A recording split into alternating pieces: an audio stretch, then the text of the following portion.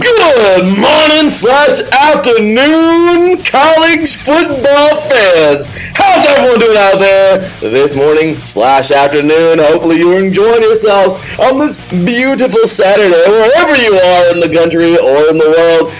Today we have something special lined up for y'all because, damn it, it's all about the high school playoffs. That's right. We are ready to rock and roll as we get set to talk high school playoffs here in Southern California and, of course, around the country. Max Preps is blowing up. Lots of great stuff from the first round of this week. And, of course, you already know how crazy the college season is. Well, things just got even crazier. Who is going to lose? Not that we can predict that, but who do we think is probably going to be falling out of that top four? How much longer does the sanctioning body, the NCAA, want to keep real fans suffering without a freaking tournament? And, of course, lots more to come in college football. Ladies and gentlemen, I hope you're ready to rock and roll, because we certainly are. Let's do this, y'all. You are now officially tuned in live to 3 and Out College Edition, right here on IE Sports Radio, your direct feed for all that is sports.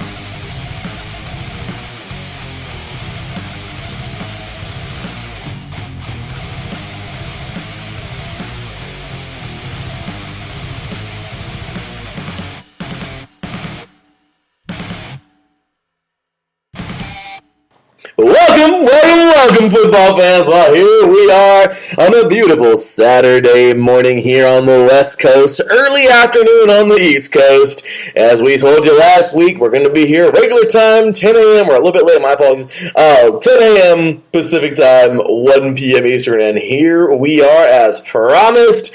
Well, we have some great games. Get this jumping in already to some football. We're 1 hour into this long day of college football, and things are already happening, kind of like, a scoreless Army and Air Force game at the half, my kind of football game. Georgia only leading by 13 points, which is kind of weird, over Mizzou. Nebraska and Ohio State actually have a 3-point game. That's concerning me very, very, very much. North Carolina, that's kind of weird too, seeing them so close in the game. I guess it's Wake Forest. But anyway, we have some things going on so far, kind of like Illinois leading number 20 Minnesota. 9 overtimes wasn't enough for them beating Penn State. Are they back for more? We'll find out. And Kansas State, a rivalry today that is, a toilet bowl, but hey, I guess if Kansas can almost beat Oklahoma, maybe they'll make this a game too. Ladies and gentlemen, welcome to today's show, and it's going to be a good one. With that said, welcome in here, of course, he is my co-host, man, great dude, the hardest working man at IE Sports Radio, and definitely a great friend of mine. Ladies and gentlemen, he, of course, is founder of Set Point here on IE Sports Radio, our volleyball show, and founder and host of the SoCal Spring Sports Show here at IE Sports Radio as well. Had a great show yesterday, had a great show on Monday, and here he is. I have a great show here on Saturday with me. Ladies and gentlemen, welcome Mr. Taryn Rodriguez. What's going on, man? Hey, Larry B. It's great to be back on the air with you doing some college edition. I'm looking forward to today, and let's get this party started. Well, I am with you, man. This has been a whole bunch of crazy. We're all wrapped in one. So let's start things off, man. Last week we saw some interesting games, but at the end of the day, Taryn, it wasn't much. We all knew that Michigan State, of course, last week was on Sunday, so we got to talk about these games already. Of course, Fresno State defeating San Diego State. You talked about that a lot yesterday on your show. Disappointing as can be. Freaking oil can. Anyway, we talked about that, of course. Ohio State beating Penn State last week, so we don't have to go into that. But we do got to get into this week, man. We got a lot of great ones today, especially our hour ender. Of course, today it is going to be on ABC. It is the primetime game tonight. I don't know why it's the primetime game. I wish it could have gotten flexed. It usually is a great game and a great rivalry, but Washington is just, if they fight tonight, I'd love to see it, but Oregon's probably going to roll on them. Regardless, we got number 4, Oregon, leaving their little pond, Autzen Stadium, heading on up to the place we all know too well in the Pac-12, up to Seattle, Washington to take on those Washington Huskies in Husky Stadium. And yeah, should be something tonight, but we'll get into that in a little bit. But so with that said, Taryn, man, I know you've already started watching some college football. Much like myself, I was at work, of course. We have TVs all over the place, so I was keeping up while I was training people. Pretty cool. But yeah, man, certainly some good stuff so far. What game this morning has surprised you the most? So looking at the games right now, I would probably say Illinois, Minnesota, just because even though Illinois is a little under the radar, I still think that Minnesota is surprisingly trailing, and they're trailing 14-0, and the fact that Illinois is actually beating them is kind of mind-boggling. I guess also maybe Duke and Pitt, but that's pretty much my little take on it. But I still think it's hard to believe that Minnesota, being ranked, is struggling at home against Illinois. Illinois is that team that we can say they suck and write them off all we want to, but for some reason in the big games they show up and want to play football, and they'll not play that well against some slack school, but they'll definitely play great against a great school. I mean, I don't understand it, but this year, at least in 2 games so far, this is the second one, we're starting to see a trend. So let's see if this wonderful 3-6 Fighting Illini team can knock off this 6-2 Minnesota Gophers team. If Minnesota loses this game, I'm sorry, they're out of the top 25 in my opinion. They need to go home. I'm sorry, that is just disturbing me. But anyway, we also got another game here. Looks like it could end up being a barn burner, man. Duke is actually balling. This is not like them in football whatsoever. I mean, they win their games that they should win, and then they kind of just, lose the games they should lose. That's pretty much how Duke football at least goes for the last, couple of decades. They did have a good year a couple years ago, I remember that. But 3-5 right now, but they're leading number 25 Pitt.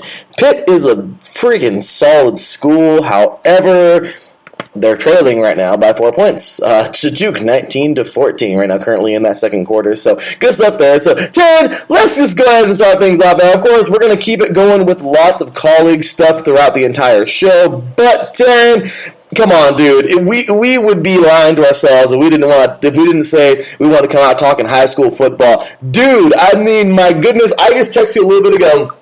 It was actually an IE Orange County battle that we had going on yesterday in Walton. We live, my beautiful fiance and I, we live not even driving distance, Taryn. We are, my goodness, I want to say 10 minutes. It's literally 5, not even, it's like 3 minutes away from our church, and it's like 10 minutes away from our apartment, and that is Marietta Valley. And Marietta Valley, man, the Nighthawks, they were good back when I was in high school 15 years ago, and they're good now. They're all up to Division II. Solid school, man. But, well, taking some of the words that Taryn said about USC and Gonzaga this past year, Marietta would run into the buzzsaw that is Edison, because the Edison Chargers charged them up last night. It was pretty nasty, and I just wanted to go ahead and, because, it's cool when we get the OCIE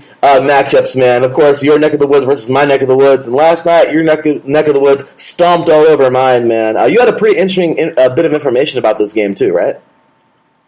Yeah, Edison was actually without 2 of their top players. First one was starting quarterback Parker Awad, who was out due to COVID protocols, as he was a close contact with someone who did have COVID. And then they're also without wide receiver / defensive back Ashton Hurley, who had a broken hand. So he actually tried to ask trainers to let him play defense with a club or a cast on his injured hand, but the trainer said no. So the fact that Edison was able to win without 2 of their top players was quite amazing. And Tyler Giolia, I think that's how his last name is pronounced, really balled out. And the real cool thing about Tyler Giolia is that he actually tore his ACL, I think, during spring season, I think before the season began, and then he actually came back and was able to play this season, and it's quite amazing for that to happen. Just because Tyler had that happen to him, and then he was able to come back right before the season started, and then he was able to get those reps in and get onto the field. And it's just mind blowing. It is, man, and I mean, that's incredible, man. And Edison lit up. I mean, pun intended, go to the Chargers, but they freaking lit up Marietta. The score was at the end of the first quarter, 21-7. I mean, so already Edison started out with a bang. At the half, 28-7, and then in the third quarter, they just piled it on, man. It was 42-7 at the end of the third quarter. I think at that point in time, Edison just called off the dogs. Marietta scored one more touchdown, which was probably in garbage time. I mean, it had to be. Like I said, I'm pretty sure Edison called the dogs off, and they managed to. I mean, it's not really respectable, but 14 points, man. I mean, they put up one more touchdown, and that's it. Edison is off to the next round. Marietta following a 7-4 season, man. Congratulations to them, man. They had a good run. Seriously, Taryn, the Nighthawks, they went 5-0 in the Southwestern League. And the Southwestern League is freaking solid. Like over here in Southern California, like in this area right here. I mean, seriously, man. This is solid. Vista Marietta, of course, they went and blew somebody out last night because that's what they usually do. They're not too far from us either. Chaparral, they beat Chaparral. Chap is a solid school in Temecula. Also, Temecula Valley, the team that went all the way 2 years ago to beat in your neck of the woods. Well, kind of, I guess. I guess it's considered Orange County, Cypress. A couple years ago, TVHS went on over to Cypress and won their CIF game. Well, won the championship in Division 7 or 8, I believe. They beat them this year 56-0. They also barely lost to San Clemente, and San Clemente is a solid school, man. They only lost by 1 point, 21-20 this year, and they also only lost to Norco, which, of course, Norco is the stomper around one of the top schools that's not Corona Centennial around here. They lost to them 35-34. So Taryn, me telling you all this, I mean, dude, Marietta, despite a 7-4 record, the games they lost were so close. And just yesterday, man, they were just definitely outmatched by the 8-3 Edison Chargers. But honestly, man, it was definitely worth that applause. The Nighthawks play good football this year. Yeah, I definitely agree to that extent. And sometimes it just happens. And this whole new playoff format system is absolutely amazing because they don't just use, league records and how a certain team did in a league. They just basically take the strength of schedule, the body of work, and they just put it all together in some computerized system. And I think it's courtesy of Cal Preps that they decided to put Edison and Vista Marietta in Division 2. And Division 2 is crawling with a lot of great teams. Mm-hmm. And we talked about how we talked about Vista Marietta and Marietta Valley. And then there are also some other good teams in Division 2. I think Sierra Canyon and J. Sarah was a great matchup. That was a 2 versus 15 matchup. Corona Del Mar upended Warren, even though Warren's star quarterback got hurt, but that was a huge road win for the Sea Kings. Orange Lutheran beat Simi Valley, and they'll be playing CDM. Inglewood took down St. Bonaventure, which they'll be playing Edison in the next round. That's going to be some great matchups. So all in all, I think Division 2 is going to have some exciting matchups going forward, and I think it's going to be anyone's division for that matter. I completely agree, Taryn, and we have some great stuff. I mean, speaking of Vista Marietta, they beat Cajon last night. Cajon's solid school, man. They beat them 40-27. They're moving on to take on Sierra Canyon, as a matter of fact, next week. It's going to be at a neutral playoff spot, so that should be a solid football game, LA County versus the Inland Empire. Speaking of solid matchups, Ohio State is not pulling away from Nebraska. This is concerning me, Ohio State. Currently, number 5 Ohio State leads 10-3 with 3:52 to go in the second quarter. I am a little concerned at the moment that this isn't very lopsided, but we'll get back to that coming up. Anyway, Taryn, yeah, so we have some more games around here. Overall, the team to make it happen. Heritage High School, a school that I may be teaching at and subbing at, teaching at and coaching at in the future. Solid school in, they call it Menifee. I don't call it Menifee. I call it Romo Land or Homeland. But whatever. Regardless, they would win this year with at a 5-6 record. Man, they'd actually won they would win their league, and it was kind of this league this year was just kind of blah. Well, they would go on to take on St. Pius, St. Matthias Academy, or St. Matthias, and they got blown out last night, 34-7. So Heritage will say goodbye from us. So from the Paris High District, Heritage is officially out, and that pretty much does it. And that was a quick entrance and a quick exit. And I do want to check on Norco really fast, because Norco, of course, as I mentioned, a solid team who is just all over the place, finishing at 8-2. They went ahead and, oh my goodness, this isn't fair, Taryn. This isn't fair. Yeah, I think you just found out. This isn't fair. This is not fair. Well, the Norco Cougars, my mother's alma mater, horse country, always a solid football program. They produced Toby Gerhart and lots of great athletes. Well, this new playoff system is definitely not very kind. But I guess somebody's got to play them. And, looks like Norco apparently somehow got Division I this year. And they will be headed away to take on the absolute juggernaut of all high schools. And that, of course, ladies and gentlemen, is the modern-day Monarchs. Taryn, this is an IE/Orange County matchup, and, take it away. Gosh dang it.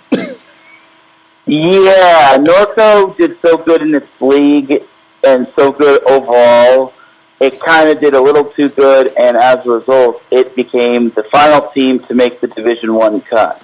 I mean, it was most likely going to be them or Alamany, considering Alamany's had a solid year, but they're the top seed in Division II. So, all in all, like you said, someone's got to play Modern Day. And another, I would say unfair matchup, but another unfortunate matchup for a team is Los Alamitos, as they have to travel on the road to play St. John Bosco, and they were the Sunset League champions. So, for Los Alamitos, I heard that they're not taking the approach of, this isn't fair, we shouldn't be in Division I, where we're going to get bounced. They're actually taking the embrace the challenge moment, and they're actually excited to play St. John Bosco in the highest division, and they think it's an honor to play in Division I, which is full of the modern days, the Corona Centennials, the St. John Boscos, and the Servites, which is going to be a great honor for them. And I think being in Division I is a great honor, considering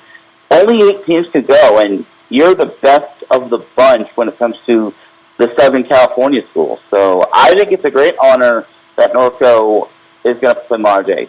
Is it fair, and is it going to be a David versus Goliath matchup? Of course it is. But I think Norco should be proud, and they should hang their heads high, regardless of the outcome. Yeah, Tara, this is sad. I feel like we're counting them out so early. I mean, the game hasn't even been played yet, but it's freaking modern day. I mean, okay, let me explain something to you. There's a man, Coach Duncan, great dude, okay? He is a paraeducator at Paris High School, probably one of the best I've ever seen at his job. The man reaches these kids.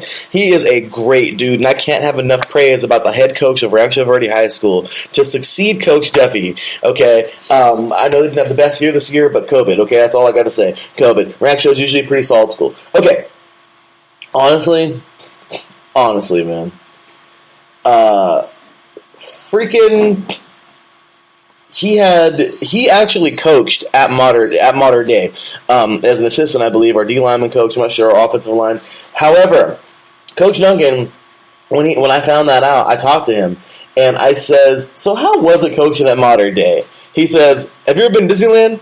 I says, "Yeah." He says, "It's the Disneyland of football." He says, "They can literally say, hey, we need a machine that hydrates and shoots water into the mouths of the athletes during drills, and whoever they ask, like the company, like who knows who the company, Nike, whoever makes the machines or whatever, they would say it'll be there tomorrow."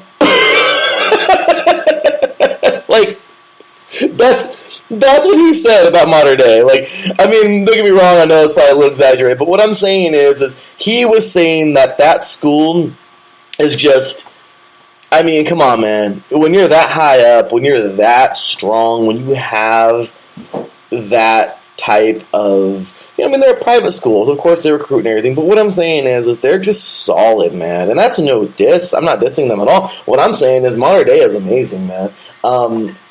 That's what I'm saying. If you are that good, you get good things. You know what I mean? Like, anybody's willing to sponsor, anybody's willing to roll with you. And Modern Day has proven themselves to be absolutely incredible throughout the decades. And, well, Taryn, that's all there is to it, man. So this is, we're not sitting here saying, oh, great, good for Norco, that's wonderful, they're going to get killed. No, what we're saying is Modern Day is the best. Okay, so I'm going to go a little bit different here in a different direction. But as my beautiful fiance brings me some coffee right now, because I need it, there's a South Park episode, and I love watching South Park. That makes me probably sound like an a-hole, but South Park is a great show, because it actually does teach some really valuable lessons. And kind of funny, there was a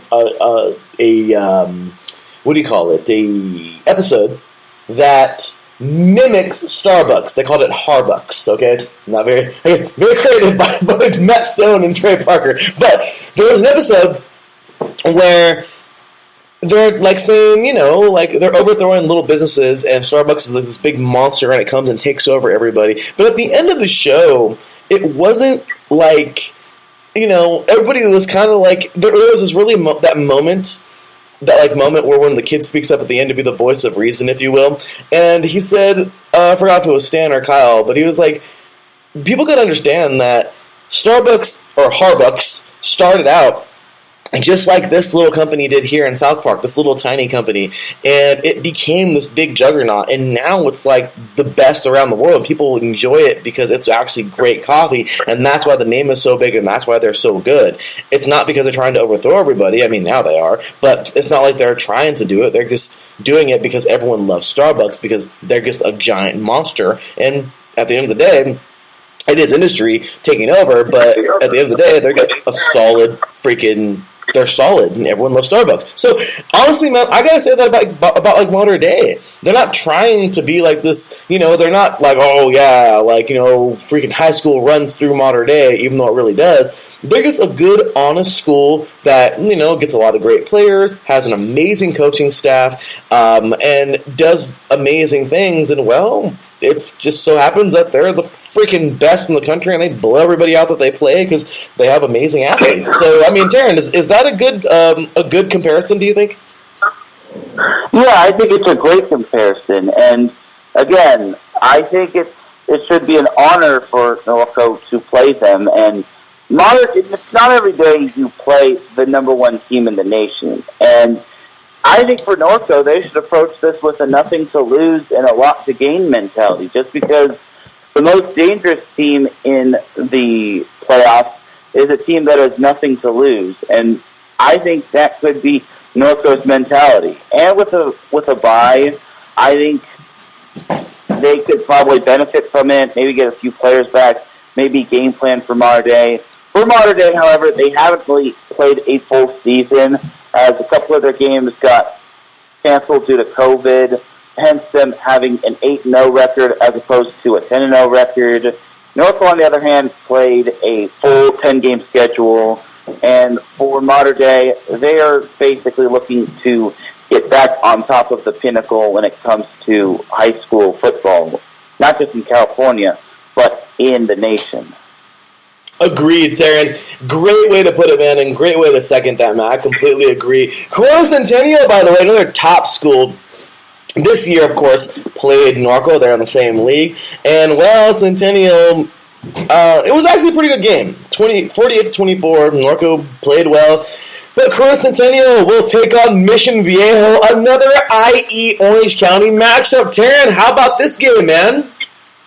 This one's going to be a very good matchup. And honestly, everyone is doing this one as the public school, high school football public school championship, because most likely Mater Dei will win their matchup, St. John Bosco will win their matchup, and then no matter who wins between Servite and Santa Margarita, that's basically a private school into the semifinals. So the only public versus public school matchup is Corona Centennial and Mission Viejo. So this is basically billed as the public school high school football in California championship. And it's going to be a fun matchup.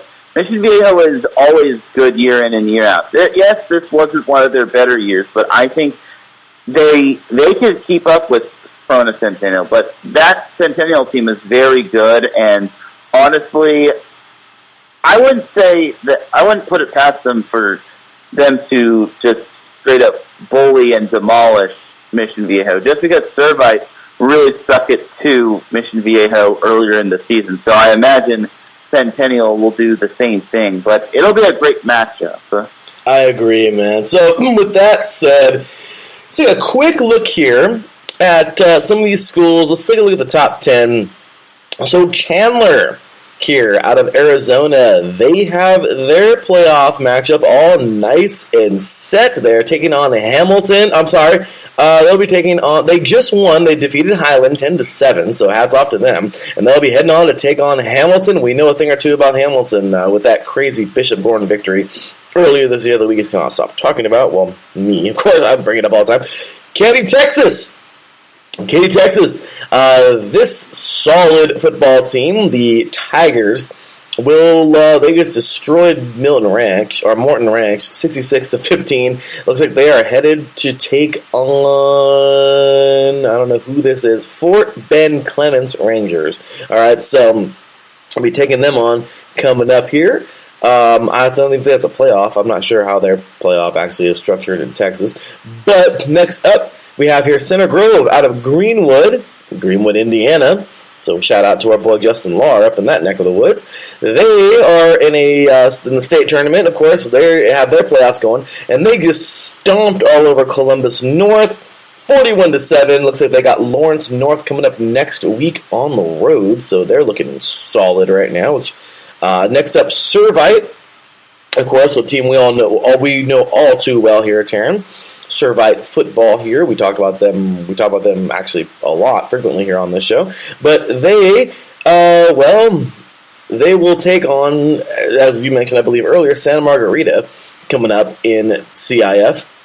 The playoffs here in California coming up on Thursday, so that should actually be a very good game. I'm definitely taking Servite all day in that one, but Santa Margarita is a really cool school with a really nice looking field. I've seen it before. Not in person, but I've seen it in Google Maps. I've always wanted to know where that school was, and I just looked at it one day on maps like years ago. I have a really cool field. But anyway, next up here, Bergen Catholic in New Jersey. They of course are in their playoffs, and they are taking on Donovan Catholic coming up. That is coming up on Saturday the 13th, so that is next week. So let's see how Bergen Catholic matches up. Probably going to be a solid matchup. Collins Hill out of Swanee, Georgia. Looks like they will be taking on... and this is also, I believe, playoff. They'll be taking on Lambert coming up. So let's see how that game goes. St. John Bosco, we just talked about them, another powerhouse here in Southern California. Well, they will have fun taking on Los Alamitos. As you said earlier, pretty much a one-sided affair, I believe, in this one. Probably a lot like Norco and Mater Dei, but... damn it, let's go Los Alamitos and Norco. Let's see what they got. As you said, nothing to lose, man. So that should be awesome.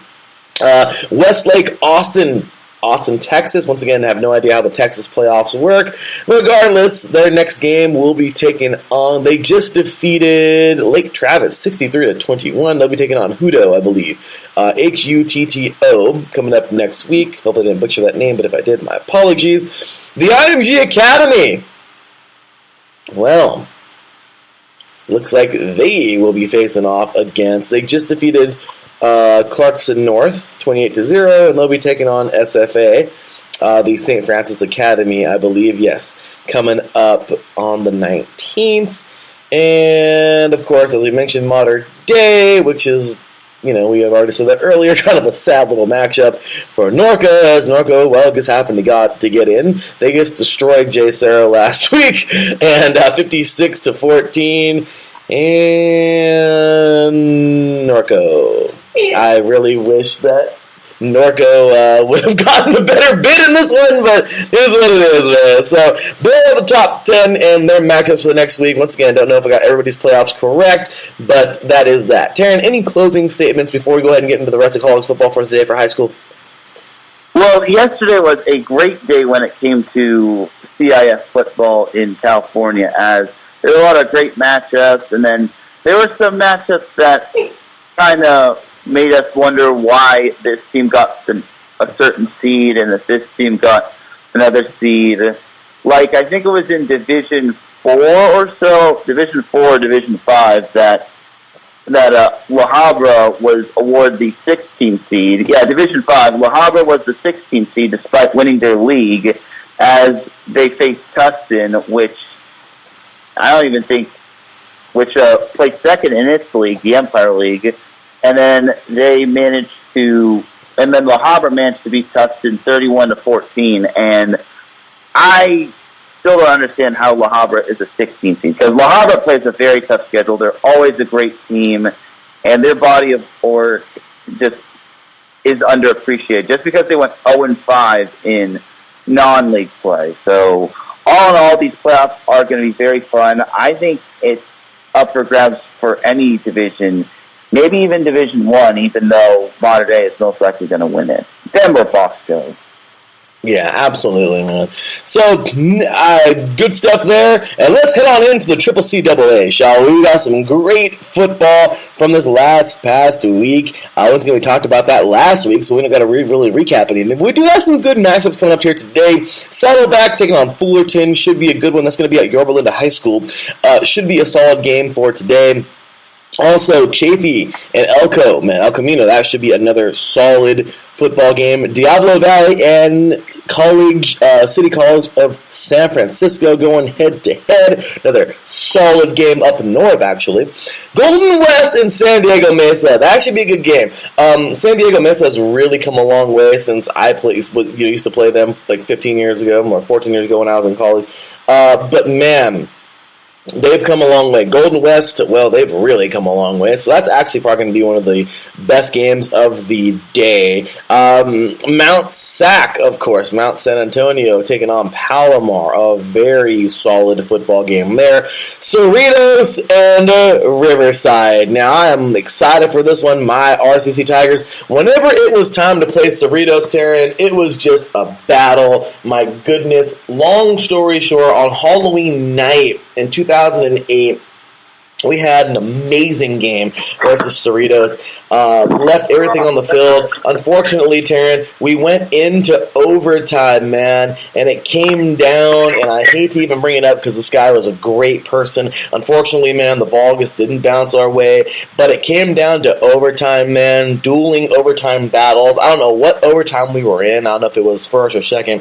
It didn't go to a third one, I don't think. But, Taryn, it came down to a missed field goal on our end and a field goal that they actually made, and they celebrated on our field, man, and it was a very tough game. We lost that game, I think, final score 31-28 or something like that, but dude, it was a freaking great football game, man. We actually came back down from 14 in the last 5 minutes to tie it up. So, dude, it was a great football game, and Cerritos and Riverside, great stuff there. So, tonight is Breast Cancer Awareness Night as well at Riverside, so really excited for that.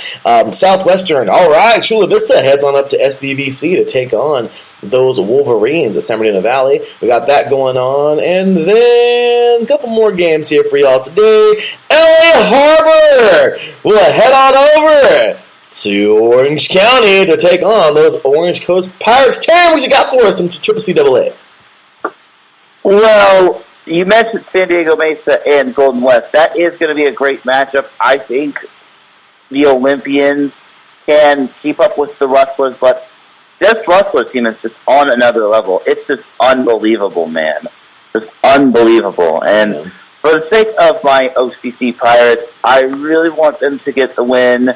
Something to note is that Allen Hancock in Long Beach City, unfortunately, is postponed. Aww. I hope they're able to, get the match played, just because it's obviously a conference game, and it would suck to see a conference game being postponed, that affecting the records and then affecting bowl eligibility or not. But all in all, it's still a fun day of 3C2A football, and you also touched upon this. El Camino and Chaffee, that's going to be a very good matchup, and I think that matchup can basically has the makings of a classic. And same can be said for Saddleback and Yorba Linda. Those two are also long-time rivals. They used to be the juggernauts of the 3C2A, mainly Fullerton, and then Fullerton kind of went down the tube with some unfortunate happenings. Yeah. But they're kind of back on track for the most part. Absolutely, and they're Hornets, right? The Hornets? Fullerton? Hornets, yeah. Yeah, that was a debacle. That was a lot of crap. But regardless, still a solid football team, and I will always respect them. I know RCC and Fullerton had their run-ins for sure during that time, and just really good stuff, though. Great football from both sides there. So, with that said, Taryn, we have, of course, another sanctioning body to get into, and that is the NJCAA. And, well, let's take a look at what's going on here. This is always the weirdest website to try and maneuver here today. But, yeah, let me see here. What do we got? So, looks like we did have a battle from the 30th, if I'm not mistaken, where Kilgore defeated Trinity Valley 34-19. The NJCAA this year has been such a weirdo, and really, it's really no one's fault. This good old freaking COVID had to mess things up, but just totally kind of threw everything off. Earlier this year, we did have a spring championship. It was just small, and that's it. We're kind of back to it this year, but things are just, I don't know, it's just kind of weird. So we did have number 2, Snow. Oh, sorry. I believe, when was this? Let me see this game here. But while I'm trying to navigate here, any games you see here on this website here, Taryn, for CCCAA? The NJCAA, I'm actually trying to navigate this myself because it has several different, it has Division 1 and Division 3. Yeah.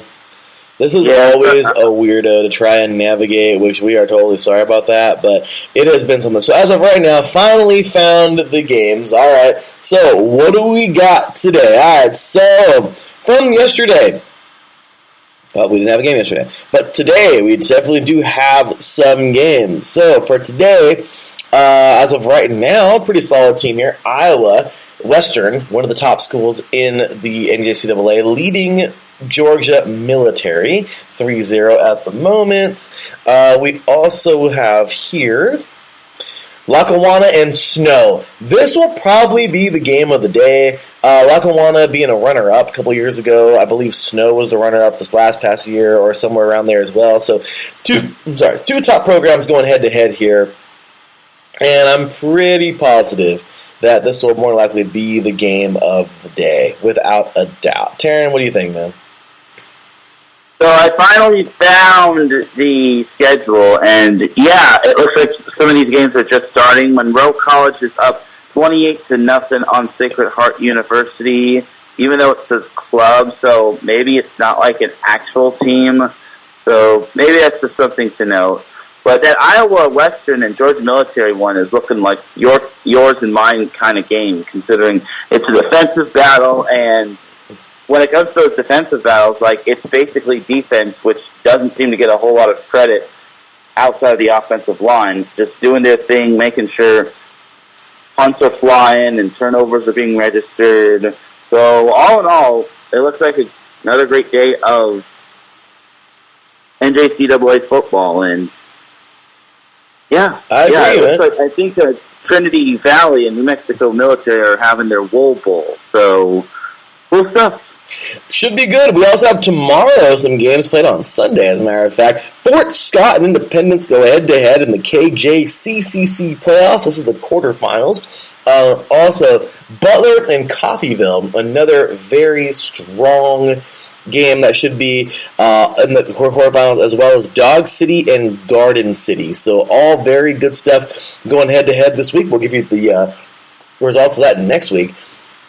In the KJCCC playoffs in the first round. And also we have here the MCAC championship going on today. Minnesota State taking on Itasca, I believe. Or Itasca, I don't know which is the name, but I already did. But that's what's going on, at least right now, in the NJCAA. So we'll definitely keep you updated on those things on our Twitter account as well. If you haven't followed our Twitter account, make sure to follow us at 3 and Out, of course, once again, 3 and Out, IECE on Twitter. Definitely got to show us some love. We definitely want to connect with you guys and show love right back. So, with that said, you guys, that will do it for a little NJCAA. Off into this craziness of the NAIA. As of right now, we finally have the rankings up, Taryn. Oh my gosh. Can't believe I found the rankings as of right now. But from 25 to 21, we have Montana Western, Arizona Christian, Bethel, Tennessee, Culver, Stockton, Missouri, and St. Francis, Illinois. Man, I remember when St. Francis, they weren't even ranked last week. Now they're ranked. But remember when they were like amazing? They were up there near the top a couple years back. We have from 20 to 16, Dickinson State, North Dakota, College of Idaho, Langston out of Oklahoma, Rocky Mountain out of Montana, and Georgetown out of Kentucky. From 15 to 11, Ottawa out of Arizona, St. Xavier out of Illinois, Southwestern out of Kansas, Kaiser out of Florida, and Bethel out of Kansas. And then the current top 10 right now, Concordia from 10 to 6, Concordia out of Michigan. Marion, that's the school I was thinking. St. Francis was up there too, but Marion, of course, always near and around the top out of Indiana.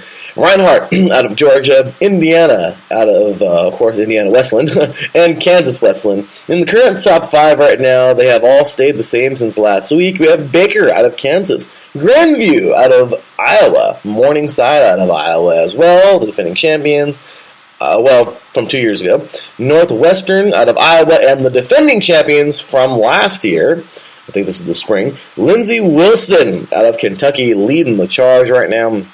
And that is the current number 1 going on, or the current overall for right now. And this was also the website, Hunter, and we have to scroll down and find the games.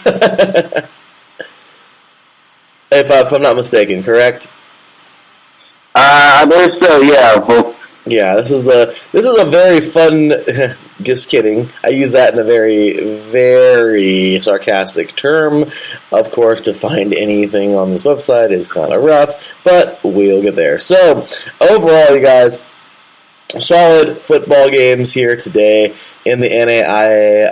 I'll tell you right now, this is like Mr. Marcus Los Great said a couple weeks ago in the chat room, or like last week, the NAIA definitely does give those second chances to players, and overall, I feel like this is huge, you guys. The NAIA, to me, is something that, it's not the NCAA.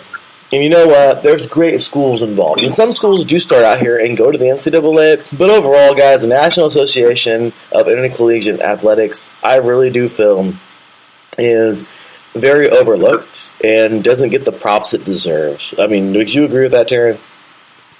Yes, absolutely. I definitely agree with that. And I think the NAI should have more nationally televised games. And who knows, maybe I think it deserves a little bit more love, because when you're playing at a 4-year college, no matter what the university is, whether it's NAI school or NCAA Division II, NCAA Division III, or NCAA Division I, FBS or FCS, it's an honor to play at the next level, because not many people can balance out their lives when it comes to playing on the next level, and more importantly, not many people always get offered to play at the next level. So it's an honor for any player to play at the next level and to represent for their school and for themselves and for their families and all of that.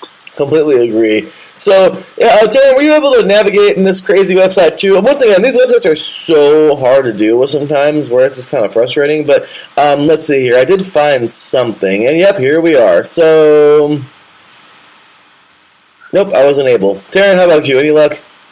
I found the current scores. Okay. So what you need to do is you need to go. Oh, no way, Taryn. You're good to go, but now I just want to know, man, what you got for today? What we got lined up that is solid? Sorry. So far, Georgetown is beating Cumberland 14-0. Concordia of Michigan is beating Madonna 28-0. Ave Maria is beating Warner 17-0. Indiana Weiselin is beating Taylor 24-0. And that's that for. Oh no! Wait, hold on. Marion is beating Siena Heights 14-6 as the third quarter winds down.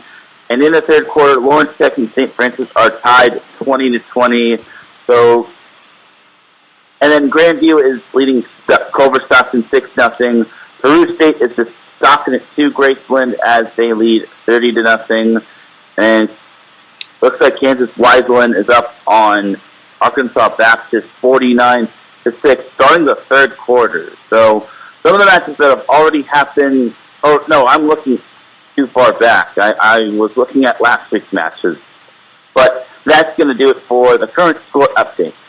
Awesome. Well, we're definitely going to keep you up on that, guys. We do have the tournament coming up, I believe, if not next week, the week after, so we'll definitely keep you up in that right now. Also, same deal here. I believe it's next week, if not the week after, where the Division III and Division II are starting to are going to fill up, so we're going to definitely keep an eye on those things. But as of right now, I believe we're in either week 10 or week 9 right now.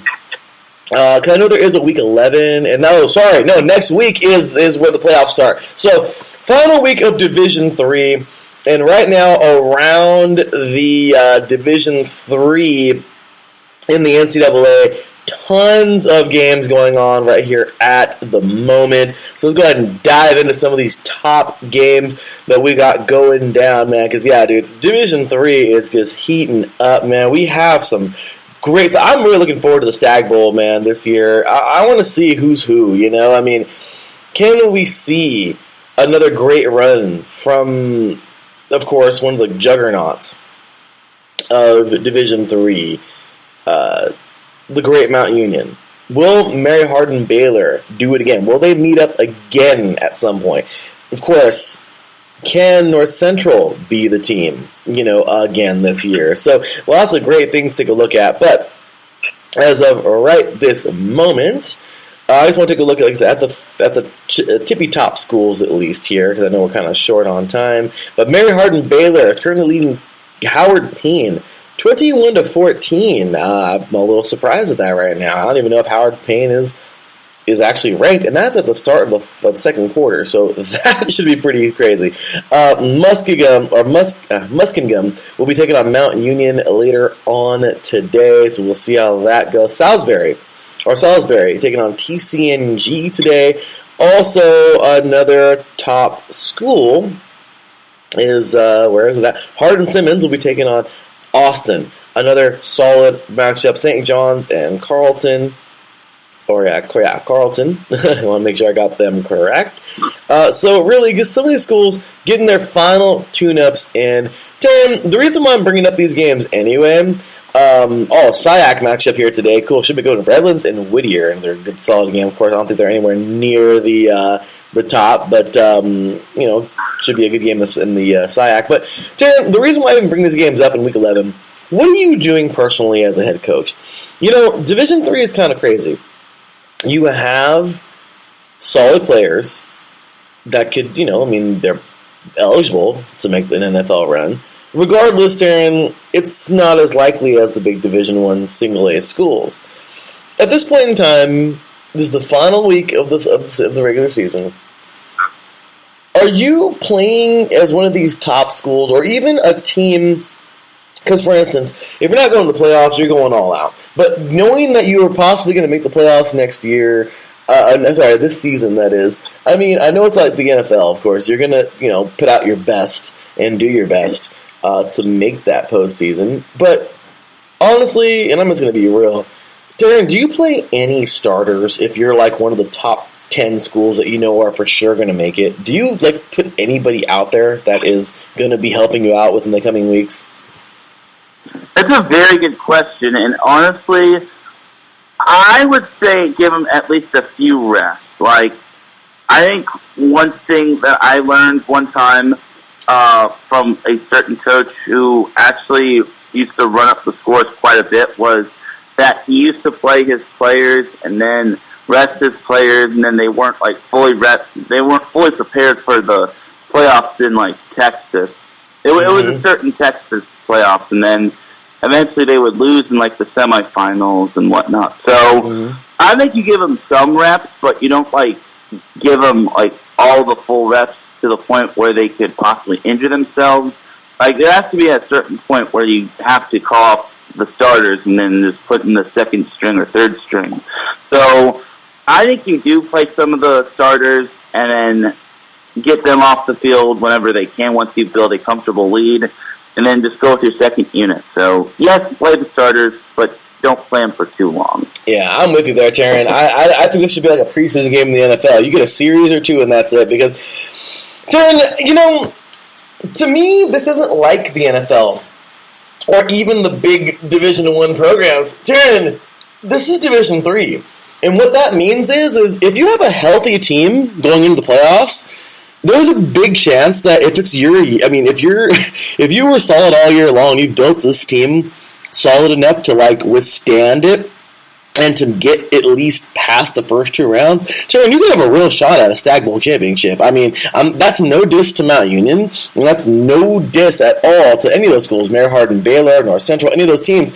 But Taryn, let's be real, man. Division III is full of surprises, and honestly, man, I kind of felt like I really wouldn't play anybody, man. I know I'd give them a few reps, yeah, but I'm playing my backups in this one. I don't give a crap if we even lose. I mean, we definitely actually, no, I do care because that could be a higher seed or a lower seed. So this is the crazy question, of course, and that's the entire gist of the question is you're there, but you also want the best seed possible. So it's how much playtime do you really give these starters, and how much do you rely on those second, third stringers? So it's a very, very, very crazy question to ask. But yeah, man, I'll tell you right now, these are solid games going on today. And I mean, some of these schools, I don't know if I'd really put too many guys out there that are my tippy top guys. I mean, it's a very tough one because, Taryn, if your second stringers can go out there and win you that game today, there's a big chance that you can be maxed up against maybe a couple of teams that are totally beatable in the first two games. If you guys can stay healthy, Taryn, that third and fourth round, man, if you can be healthy at that point in time to take on the Wisconsin Whitewaters, to take on the Oshkoshes, to take on the Mount Unions, to take on the North Centrals, to take on the Mary Hardin Baylors, Taryn, one of these schools could be a surpriser. Yeah, I mean, it's all about attrition and health and possibly who makes the fewer mistakes in games. Personally, or who capitalizes on the mistakes and whatnot, and who scores whenever possible and who gets all the stops. So, all in all, I think it's wide open depending on how a team is health-wise. And just like the high school playoffs, I think anything is possible, especially when there's not too many teams. I think there are certain teams peaking at the moment, and then there are certain teams possibly like dipping. But all in all, I think once the playoffs start, it's a whole different animal. Absolutely. So we got the Division III playoffs starting on the week of the 16th through the 22nd. So right now we're currently in Week 10. We have one more game after this next week, so should be fun. This is just crazy, you know. So off to Division II, Taryn, it's the same story here right now. We have the top 5, which are absolutely amazing right now. Northwest, of course, Northwest Missouri, West Florida. They did take a loss this year, but they're still near the top. Harding, Valdosta State, and Ferris State. This week, we do have one more week, Week 11 coming up, and then, of course, the playoffs do start that following week. But, dude, I mean, here we go again, man. More of the same deal. So we can really just combine these two, in my opinion. But, yeah, today, I don't really know if we have any of those top schools. Ferris State is taking on Davenport. They're 3-6, so at this point, Taryn, I mean, don't underestimate a 3-6 team, but I don't know if I'm keeping my starters out there, even if this is the second to last game.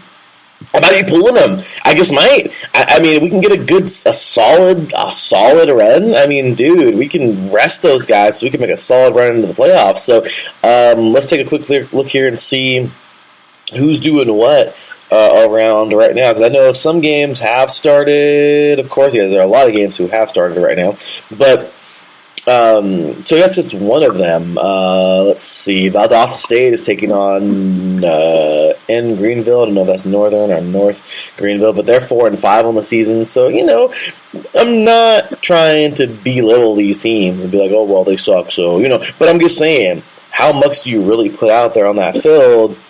This is where you want to lean on your guys, on your second stringers and third stringers, you know, your sophomores and maybe some of your freshmen that come in and really proven themselves by this point in the season. I feel like at the Division II and Division III level, Taryn, you're kind of doing both. You're building up your. I mean, I feel like that's what I'm saying, man. I feel like seriously, sometimes these Division IIIs and Division IIs get so overlooked because, Taryn, it really could be anybody's year, depending on how things go, and they are very winnable. These are both because they're so much more even than, you know, Alabama freaking destroying everybody, and Ohio State, as you always say, they don't freaking rebuild, they reload. So yeah, these other schools have a chance, and it's kind of like, during the season, you want your starters to be your starters and ball out, but at the same exact time, you want to season those freaking second and third stringers and make them solid, because really, if your starters can get it done and get a solid 7-1 or 8-0 start, and you guys are getting near the end of the season, you have 2 more games left, you're going to really want to lean on those second and third stringer guys. Number one, that's amazingly great for your program because you're building it with promise for the next 2 years, you know, with those younger guys, 2 to 3 years with those guys. But at the same exact time, you're also getting those starters rest that can make the run for the Stag Bowl or the championship in Division II. So, yeah, Taryn, I feel like Division II and Division III, coaching-wise, is a way different animal. Does that make any sense, what I just said? Yeah, it really does. And for these ranked teams, facing off against unranked teams, they got to be careful. Like, some of these ranked teams are actually possibly on, I wouldn't say like upset alert, but they're currently at the moment trailing. Like, New Haven's leading number 15, Bentley 14-0. I saw that Slippery Rock was up on Cal U 21-7. Grand Valley's only up 20-10 on Wayne State, and they're a top 10 team. So, all in all, for NCAA Division II, I think you're right. I think any team can beat any team at any given day, moment, or time. So, it's really going to be a fun playoff. And also looking forward to today, West Florida and West Alabama, the battle of the Western Southern teams. So, looking forward to NCAA Division II football games, and I think it's going to be fun times in the postseason. Absolutely, Taryn. I'm right there with you. And honestly, this is where it starts to change a little bit. And double A, because, that's where I can get a little more political. And, well, teams like North Dakota State can still, win, freaking 8 or 9 of the last 11, 12 years or whatever it is. But I'm just saying, go to Division 1 single A already, freaking Bison.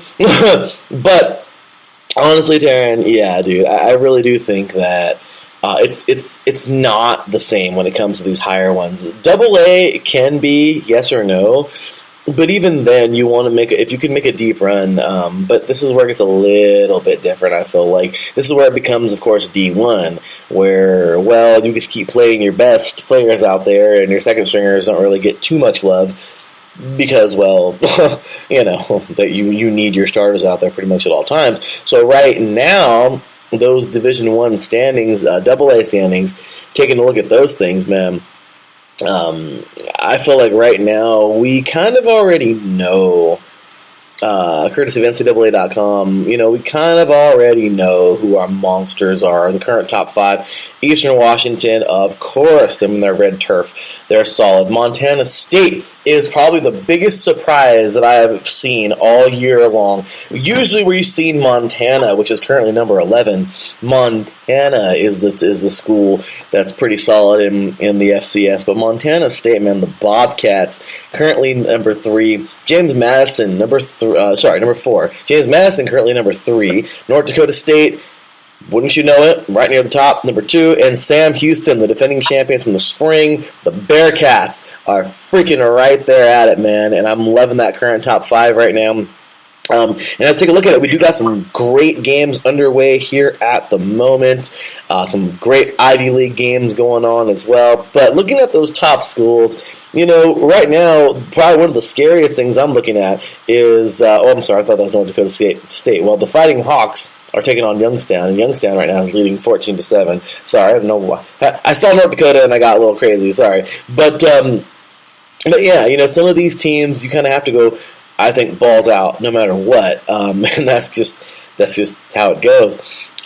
So today, of course, we have a very good football game. North Dakota State taking on South Dakota State. The Jacks taking on the Bison. And Taryn, would you call me absolutely crazy if I told you that ESPN is favoring the Jacks, the 6-2 Jackrabbits, by 3 points, dude, over North Dakota State today for their game at 12 p.m. Pacific time? Oh my gosh, Taryn, what do you think of that?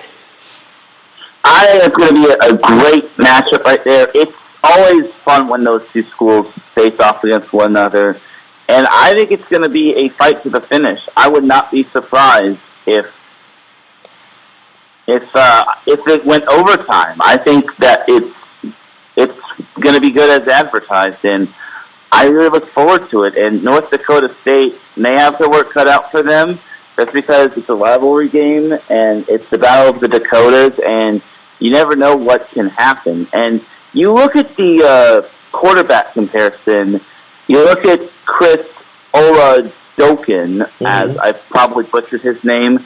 It looks like he's got more reps than North Dakota State's quarterback Quincy Patterson. So could be because of injury, but I do not know.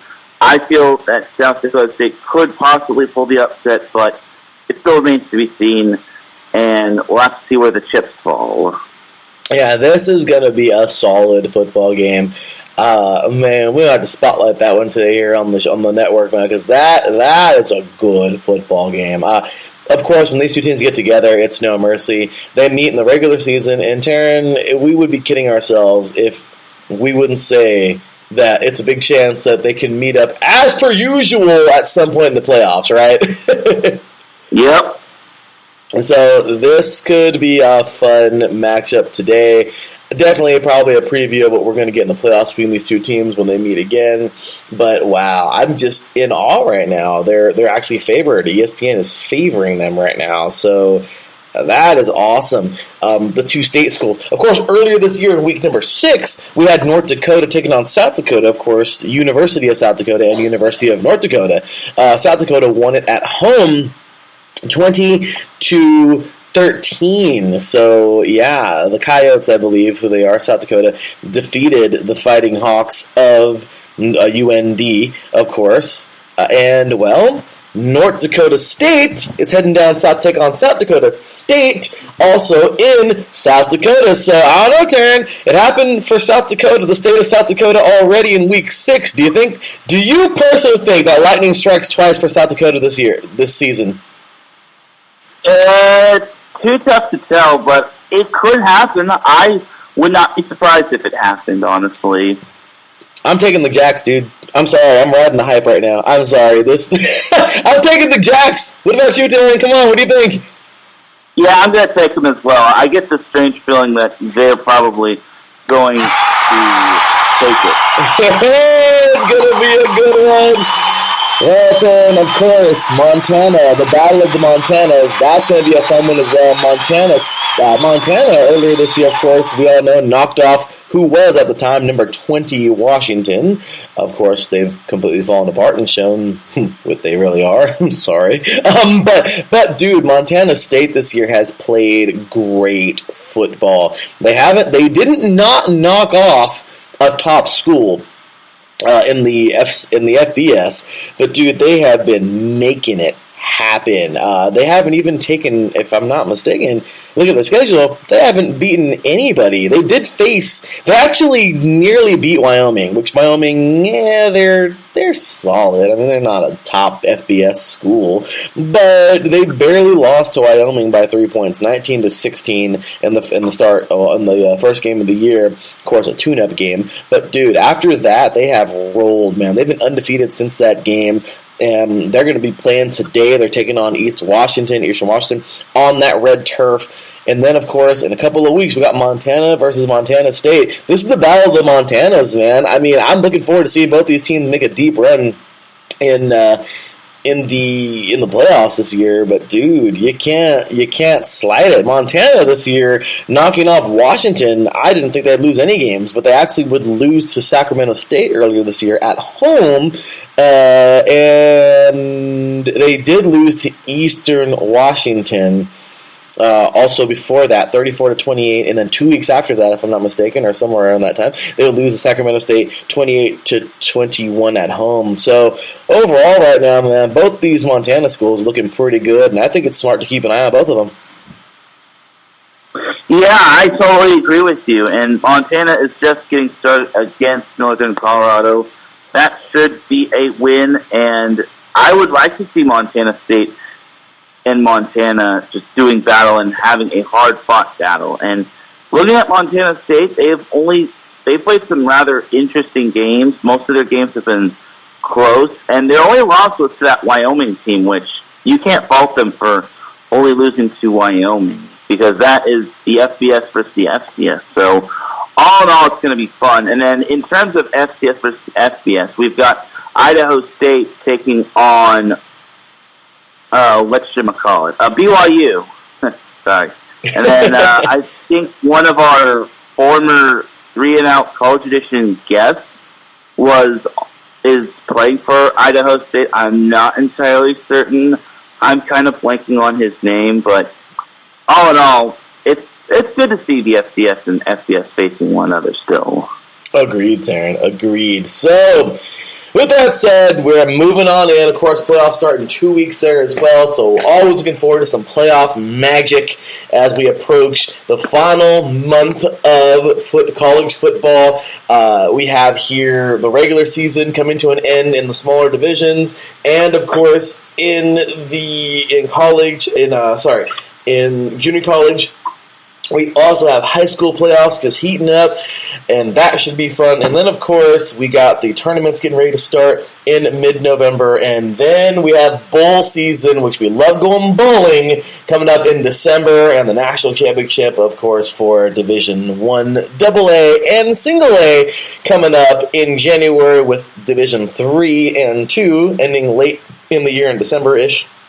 Sometimes Division II bleeds over, I think, into the new year too. But I know that Division III, the Stag Bowl, is usually always right around Christmas time, around there. So anyway, dude, looking forward to some great football, man. So let's take a look into in the top 25 now of single A and end off the show with the big dogs, if you will. So from 25 to 21, we have Pittsburgh, which Pitt has earned their keep, but man, they're a funny team. I don't know. If they lose this game. Anyway, San Diego State, they just so happen to be next. Fresno State, the team that beat them last week. Gosh dang it. Anyway, Iowa, which has fallen from grace. Iowa was as high as number 2 this year. Just a weirdo season. And, well, Iowa got brought back down to earth. They got brought back down to earth so bad that even Wisconsin, who has had probably a bigger roller coaster season than anybody, is currently number 21, and they're ahead of Iowa in the Big Ten. And, of course, in the overall rankings. Then we have from 20 to 16. Minnesota, who better get that lead back or they're not going to be in the top 25 anymore. NC State, which beat Clemson this year, which I guess everyone is beating Clemson this year. Kentucky, we have Mississippi State and Mississippi. Hey, Ole Miss, number 16 from 15 to 11. BYU, Texas A&M, Auburn, Baylor, and Oklahoma State. And from 10 to 6, North Dakota, Wake Forest, Oklahoma, Michigan, and Cincinnati. And from 5 to 1, Ohio State, which I'm still surprised that the game is still close. Oregon, Michigan State, Alabama, and number 1, very weird to see, not Alabama, but Georgia. Kirby Smart is the man.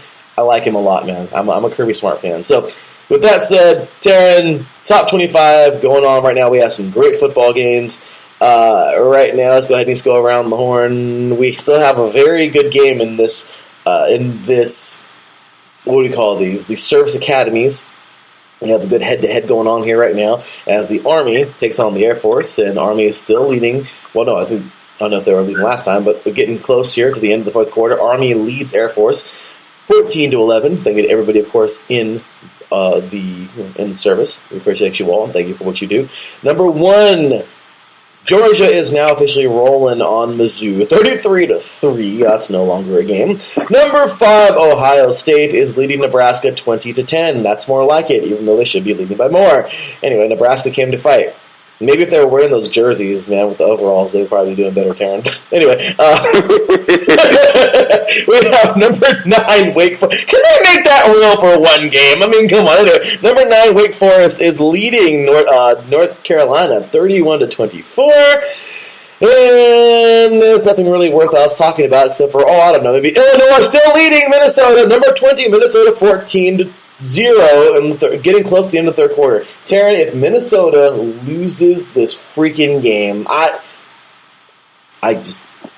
Anyway, that's about it. We have a rivalry game, as we said earlier. Kansas State is like, hey, Kansas, you still suck at pretty much everything but basketball, and we're going to prove it to you. So Kansas State is knocking off Kansas right now, 28-10, and, well, there you have it at the moment. So, Taryn, any thoughts, comments, anything about those games I just said that are currently getting played? Well, currently North Carolina is actually on the move to possibly scoring against Wake Forest, but one matchup to watch out for is Kentucky and Tennessee. Tennessee is having a roller coaster year, but Kentucky is kind of reeling. And believe it or not, Tennessee is actually favored by 1 point. So this could be Tennessee's possible breakthrough game, but don't count out Kentucky. And I'm surprised Oregon is only favored by 7 against Washington.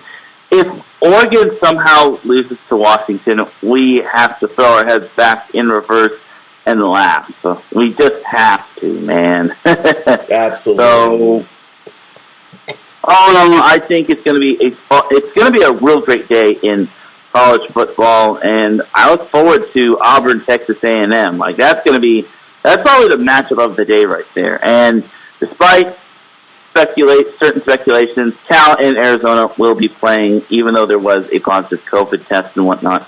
And one last thing, the U is not back. Let's just get that out of the way real quick. The U is not back, and it will not be back for a while. Why is that, Jared? Because they always are ranked early on in the season, and they keep underachieving. They're 4-4, and they're trailing 3-5 Georgia Tech, man. I know they beat Pitt last week, and I know they beat NC State, which is cool. But where are these wins the previous few weeks. They lost to Virginia. They lost to North Carolina. They lost to Michigan State. They barely got past App State, even though App State is impressive. Like, what are you doing, you? You. Tim, with that said, we got a great amount of games coming up here today. I'm really excited for these games here. And you know what? They should be honored. Kind of like the toilet bowl we got going on today where Caltech's on Arizona. I'm sorry, Darren, but Cal and Arizona today is just a game that if you want to watch it and just kind of just enjoy football between two teams that are very evenly matched, you should watch this game because Arizona, I think as you said yesterday, on the SoCal Street Sports Show, they're running like a 19-game losing streak. Well, yeah. Cal, I don't care if you have 3 wins. They're still not that good. So all I got to say is, well, that's kind of how that game will be. But it should be a good one. Next up, let's see here. What else is actually worth watching? Number 13, Auburn, and number 14, Texas A&M. Texas A&M knocked off Alabama. Auburn, they're going to be playing Alabama. I'm just saying, SEC matchup should be pretty good. After that, we have here a game that everyone loves to watch because it's a freaking rivalry. LSU and those sister red shirts is what I'm sorry. But LSU taking on Alabama. Well, this is a game that every year it could be really good and it could be like a dud. I mean, seriously. This year, Alabama's favored by 28 points. Darren, I don't know. I mean, if LSU comes out and plays really good, awesome. If Alabama rolls right over LSU, then I guess ESPN told us so. But it's just going to be one of those. I'm really not interested. Definitely going to keep an eye on it, but I mean, blah. There's that. So, I mean, really, Karen, this is kind of it's not uneventful. It's just one of those weeks. Tuesday, we had a couple games. Kind of weird, but Ball State defeated Akron 31-25. Ohio defeated Miami, Ohio 35-33. Eastern Michigan defeated Toledo 52-49. On Wednesday, we had some games. The Chippewas of Central Michigan will defeat the Broncos of Western Michigan 42-30 on the road, and Northern Illinois will lose to Kent State 52-47 on the road as well. Louisiana, the Raging Cajuns defeat on Thursday, by the way, Georgia State 21-17. On Friday, Boston College got a nice victory over Virginia Tech 17-3, and then Utah over Stanford. This was a beatdown. And this just irritates me, Taryn. Seriously. Freaking Stanford. They're 3-6. They're 3-6, Taryn. But gosh dang it. Their 3 wins would come over. Well, the USC game wasn't even. USC has turned out to be a freaking crap show. But at the time, everyone thought that USC might be better than they are now. At least I did. USC, they would knock off who was then number 14 USC. Stanford won a great game. Cool. And then they beat Vanderbilt, which is like a whoop-de-doo. But, dude, I'm sorry, but the one game I will thrive on, they knocked off, at the time, number freaking 3 Oregon in overtime at home in the Farm, 31-24. Since then, they have lost to number 22 Arizona State, which is definitely not Oregon. They have also lost to unranked Washington State, who is definitely not Oregon. They lost to Washington 20-13 at home, which is definitely not Oregon. And Washington lost to a freaking FCS school this year, I'm saying. And then they will get beat down by Utah yesterday, 52-7. Taryn, do you understand my frustration with Stanford? Or is this just something that I'm going crazy about in my own head? Oh, yes. This is basically the most inconsistent thing I've seen in a while. Like, at this point, Stanford's going to have to run the table if they want to be bowl eligible. And then, but looking at their game against Notre Dame, that's going to be rough for Stanford. And then they also got that improved Oregon State team, which I would not be surprised to see them pulling out the win. And then Cal with Chase Garbers, who is still a freaking stud, can possibly lead Cal to a win over Stanford. So it all depends on what happens, but Stanford is the most inconsistent team I have seen in a while. Its offense is just mind-boggling. Yeah, Darren, I think you hit it on the head, brother. So that happened last night. Of course, those two games. Once again, Boston College defeating Virginia Tech 17-3, and Utah just wiping the floor with Stanford at the Farm, by the way, 52-7. So as for today, we went over all those games this morning, and realistically, just saying, Darren, those we don't really have. Today is just kind of a let's just maybe see if we get some gems, but that's really about it. So off to the game of the week. I mean, unless you really want to talk about USC, Arizona State. Yesterday, I heard you talk about that on the SoCal Supreme Sports Show. Ladies and gentlemen, if you have not heard that show, it is a great freaking show. I mean, Taryn goes all out, man. He's talking about teams that, I mean, really, man, he's talking about everybody. I mean, the Southern California Warriors, you know what I mean? Semi-pro. Like, he's everywhere, man. Taryn's a great dude, and he's all over sports. So if you guys love your California sports or Southern California sports, and you're in this Southern California region, I mean, even if you're not, just enjoy it, man. Taryn does a lot of great work and definitely doesn't give the credit he deserves. So, dude, you do a great job here. Thanks for all you do. Great show yesterday. And I know you talked about USC and Arizona State. You already know that I was going to take Arizona State. Wow, I almost said it. But you already knew that I was going to take USC because I can't not take USC because they're my team, even though they're horrible and they're Arizona State's favored by 10. Regardless, I want to see them win it. But as you said yesterday, Arizona State will probably win this game, and it pisses me off to even say it. But, I mean, unless you want to talk about this game slightly, I mean, go ahead if you want to, but I want to get into the game of the week. Well, I think for some weird reason, I feel USC could win this game, but it's going to be 10 times tougher without Drake London, their wide receiver. So, great. All in all, I think it's going to be a fun little battle between USC and Arizona State. I think maybe USC could play spoiler to the Sun Devils' possibilities because at this point, ASU needs to run the table and they need to get some help along the way when it comes to Utah going forward. So, all in all, I think USC will make it interesting. I only have them losing by 7. I think I had them losing like 38-31. But at the very least, I think they'll cover. Yeah, I think USC will fight. I'm definitely going to take them to win this game. I mean, I guess if I have to give a final score, I mean, I'm not going to go a score, but I think they can win it by like 7. I mean, they're going to squeak it. If they win it, they'll squeak it. I don't think they're going to be blown out. I mean, we could be surprised, but I didn't even know London was out. So, yeah, it's just... This is a prayer. That's what this game is. I mean, Darren, I hate to sit here and diss our team, brother, but you know as well as I do, they have not played great this year at all, and, well, let's just hope for the best, I guess. But, game of the week, here we go, Saturday night football. It's Pac-12 action tonight. 4:30 p.m. Pacific time, 7:30 p.m. Eastern time. The number 4 Oregon Ducks losing only one game this year to Stanford. Stanford. Anyway, we'll take on a team who's lost 4 games, who was ranked really high at the start of the season, but now they're they're basically the USC of the Pac-12 North. The Washington Huskies. Crazily enough, Darren, Oregon's actually only favored by 7 points. Is there a particular reason? Am I missing something here? Is there a reason why Oregon's only favored by 7 points? Let's get into this game, man. What you think about it?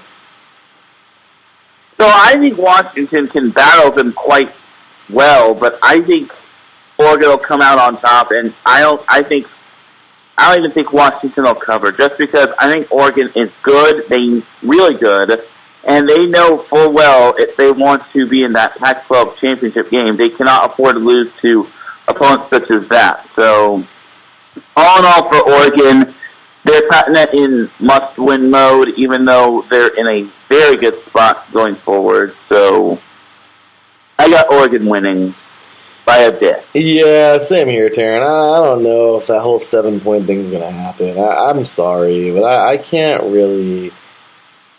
I'm definitely not going to sit here and be like, oh, it's going to be a great game. I mean, honestly, Taryn, if they win by 7, that's a good game in my opinion because, well, it's a lot better than what I thought they were going to, that they were going to cover Washington by. But really, dude, I just feel like right now,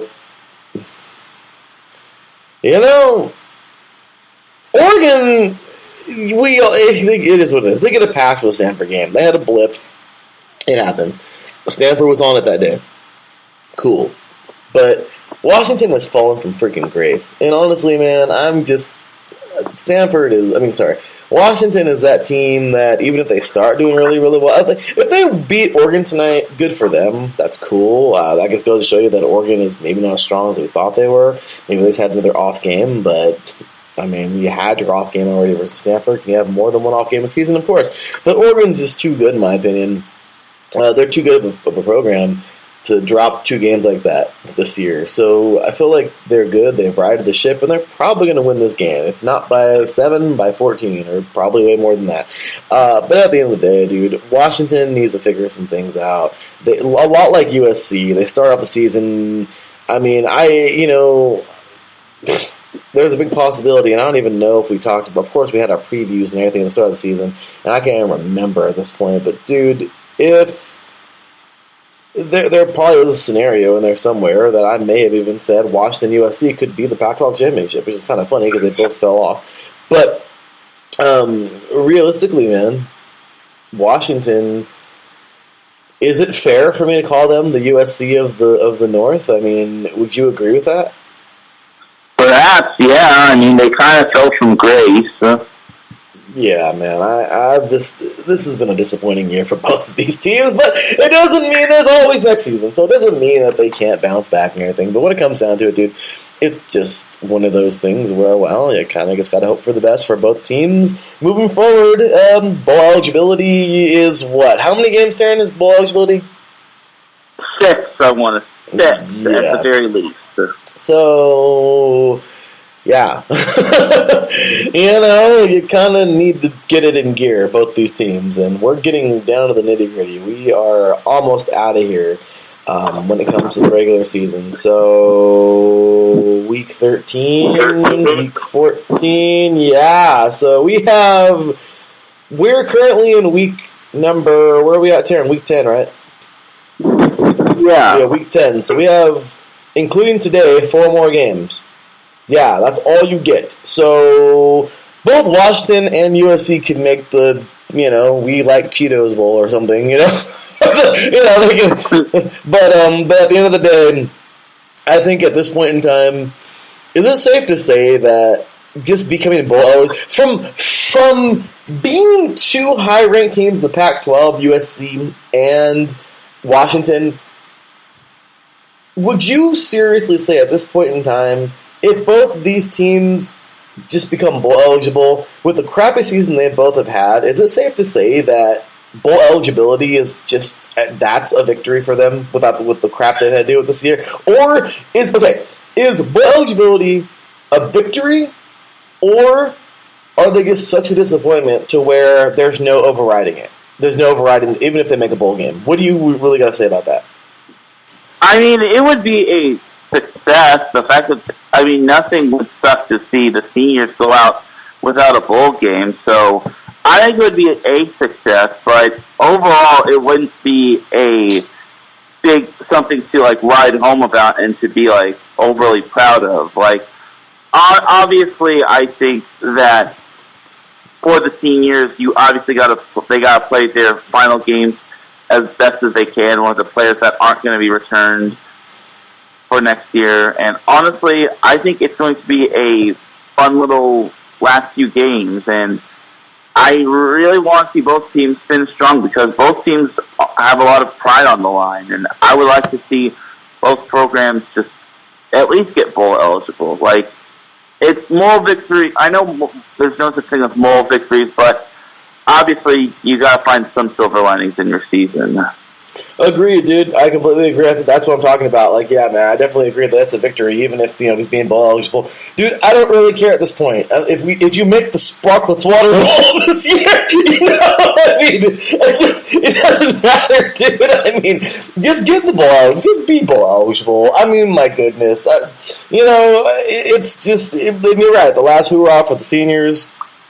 Well, you kind of wish it would end better, but hey, if that's all you can do is make a bowl game, then freaking win the thing. And even if you don't win it, well, then at least it got there. I mean, I don't know, Jared. You're right. You just got to find those victories, man. So, with that said, brother, it's been an hour and a half of nonstop talking. Can you imagine? Isn't that crazy? That is crazy. But then again, with you and me talking college and high school football, man, it's not out of our norm.